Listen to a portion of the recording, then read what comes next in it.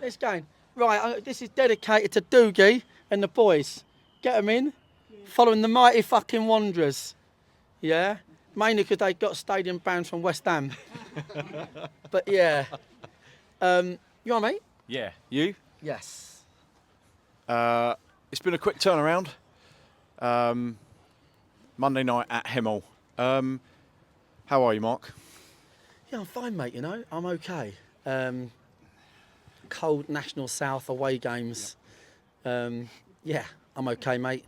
Going to be an interesting affair tonight, I think. Yeah, obviously both teams played on Saturday, so there's no sort of advantage in terms of having sort of a shorter break or anything. How do you feel about these Monday evening games after playing on Saturday afternoon? Because it kind of doesn't seem to happen at any other levels, does it? Apart from these, like the National League levels. I mean, I totally respect it and get it from a revenue point of view, and non-league clubs are always struggling to make money. So, for that reason and that reason alone, I back it.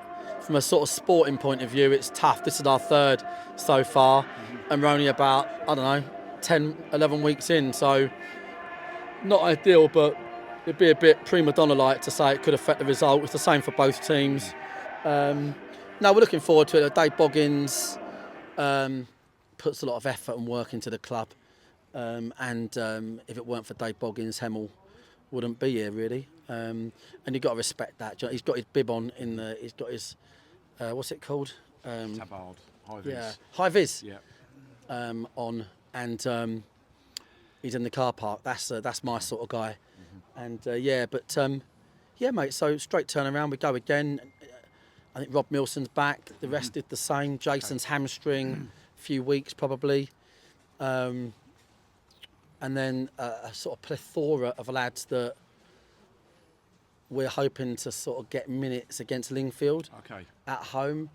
Hopefully the return of maybe Josh Taylor, Dan Pipus, Reece Murphy.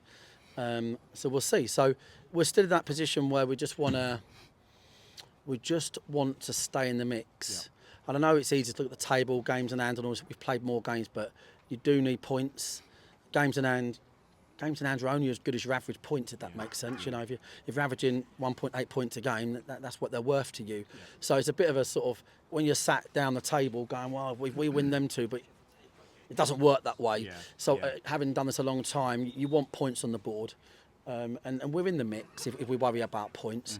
We're in the mix if we think about, like, getting all of our strongest boys back, and then that run of games over Christmas, and having our, them lads back. And there's no disrespect to the boys that are playing, but there's a few sort of boys that are very much part of our plans this year that haven't kicked the ball. Yeah.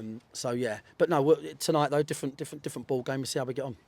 So, with that in mind, then, you considering this to be a must-win, or kind of don't lose? Kind of, I know that's a very sort of cliche type thing to say, isn't it? And could be sitting here in a couple of hours talking about that. But you feel that with this sort of thing tonight, with us trying to get those points on the board, and Hemel not in perhaps a great run of form themselves either. I think Saturday against Enfield was mustn't lose. 68% possession, blatant penalty not given. I think them home games, them Salisbury, I am adding them up. I think they come to enough points already for us to be top. Yeah. And that's with all the problems we've had. And they're just with basic situations. I think National South, any day of the week away from home, you take a point and go, National South, take your points away from home.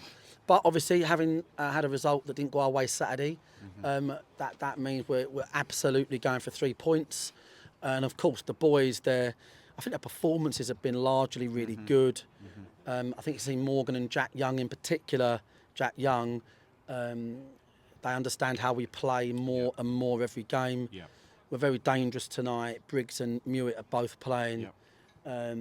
Yeah. So Rob's back. So what's not to like really? Like, we'll have a load of fans here, and if we can get a nice little win, it sets up a good game against Truro. Yeah. I just fancy us at home against anybody, and I'd fancy us more against teams that attack us, to be quite frank. But teams that throw the ball long and want to score goals are the ones that we're gonna beat all the time. So yeah, I actually think, regardless of the result tonight, I actually think we're not in a bad spot when you consider all the adjustments of the new league, all of the injury problems and woes. Could we be doing better? Well, yeah, because we've chucked away points, haven't we, right? But is there a long way to go? Yeah.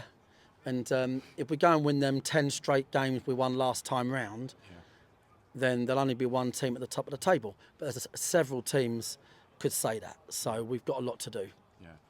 And just as much as you and the rest of the management team, I suppose there's part of the players probably, when they come off that field on Saturday, probably thinking, well, in a way, we're quite glad there's another game on Monday, really, because it gives us an opportunity to put things right, really, doesn't it? And so there are those kind of advantages to playing so soon after. Yeah, there is really. I think the thing for the fans to identify with is we don't have a lot of changes in midfield. So we kept Morgan on the bench on Saturday just because we needed a centre mid. He's playing tonight, so there isn't one centre mid on the bench. Yeah. We're really light at the moment on changes and the type of changes we want. So I think we just have to be happy to be in the mix. Yeah. That is my expectation is set. The fans should be set. I think everybody knows Truro coming to us. Could be anybody. Could be a team in the league above coming to us. You know, at home with even 75% of a good side, we're going to give everybody a great game. So these are the games you've just got to be solid. You know, hopefully nick 3 points. But if it's a point, then you wouldn't have any issues with that. Yeah. And it's a lovely setup here, isn't it? And the weather's certainly changed from Saturday. So, you know, with a sort of decent following as well tonight, it should be quite a good atmosphere in here. Yeah, it should be, mate. They play on a Monday. They get more people in. Yeah. We'll have a load of people travel from Hertfordshire and all over the place. And they have a few as well. Bobby's under a bit of pressure. I've always said I don't think I could be a manager if I didn't own my own club. Yeah. Because it is, you know, I was speaking to Jerry at Bath and, you know, like it's a... It was at Bath. It was at Bath, you know, 7 years and all these records broken, but, you know, gets a load of injuries like Jerry and then they're like, yeah, sorry, mate, because the fans are getting the ump. We see it at Guardiola. I'm listening to Talk Sport this morning and they're going, you know, what he's not done is he hasn't maybe evolved it and what he's not done is, I'm like, mate, they're just fucking injured. Yeah. That's how football works. Yeah. That's a similar position to us. Yeah.